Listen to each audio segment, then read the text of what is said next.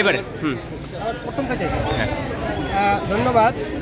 আমরা আপনি জানেন যে আমাদের প্রাথমিক বিদ্যালয়ে আপনার যেরকম পরীক্ষণ বিদ্যালয় আছে একটা পিটিআর আন্ডারে, সেখানে আমাদের একই যোগ্যতা সম্পন্ন টিচার জয়েন করে, সেখানে তারা পায় 10ম গ্রেড, আমরা পাই আপনার 13 গ্রেড। এই যে বৈষম্য, তারা ডিপার্টমেন্টাল সকল সুযোগ সুবিধা ভোগ করে, পরীক্ষা দিতে পারে, করতে পারে, কিন্তু আমরা এখানে এন্ট্রি করতে আমাদের সহকারী থাকে, সহকারী থেকেই আমাদের শেষ করতে হয়।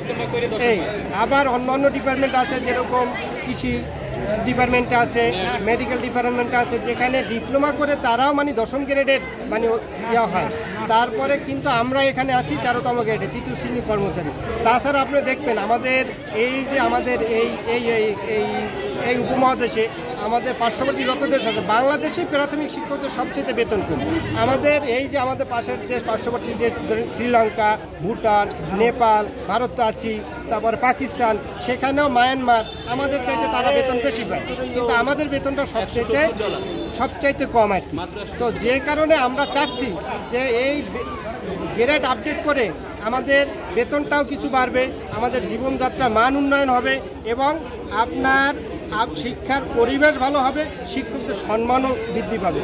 কারণ আপনি জানেন, আপনার যে কোনো কাজে যে কোনো জায়গায় গেলে বিশ্বের আপনার শিক্ষকদের যে মর্যাদা দেওয়া হয় বা মর্যাদা পায়, কিন্তু আমাদের দেশে কিন্তু সেইটা পায় না।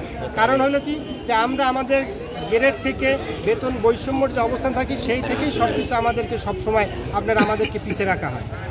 এই কারণে আমরা কিছু দাবি জানাইছি, সেটা হলো আমাদের 10ম গ্রেড দিতে হবে এবং এন্ট্রি পদ থেকে, শুরুর পদ থেকে 100% পদোন্নতি দিতে হবে। কারণ একটা লোক সহকারী হিসেবে ঢোকে, আবার সে সহকারী হিসেবে, তো এইটা তো একটা তার জন্য একটা মানসিক যন্ত্রণা, যে এক পদেই তার সারা জীবন শেষ হয়ে যায়।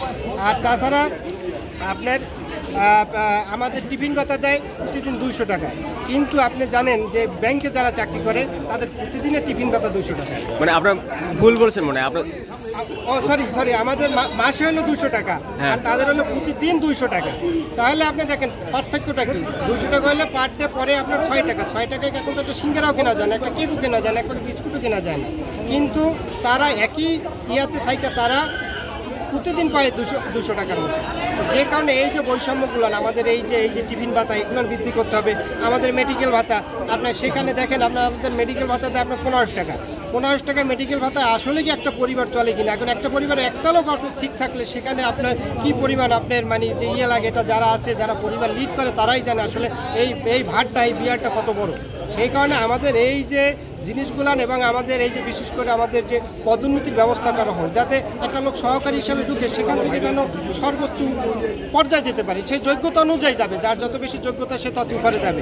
কিন্তু আমাদের এখানে যে সহকারী হিসেবে ঢুকে সহকারীতে শেষ করতে হবে। তা আমরা চাই আমাদেরকে শতভাগ পদোন্নতির ব্যবস্থা করা হোক, যাতে আমরা এখানে ঢুকে এখান থেকে উপরে যাওয়ার আমাদের ব্যবস্থা থাকে।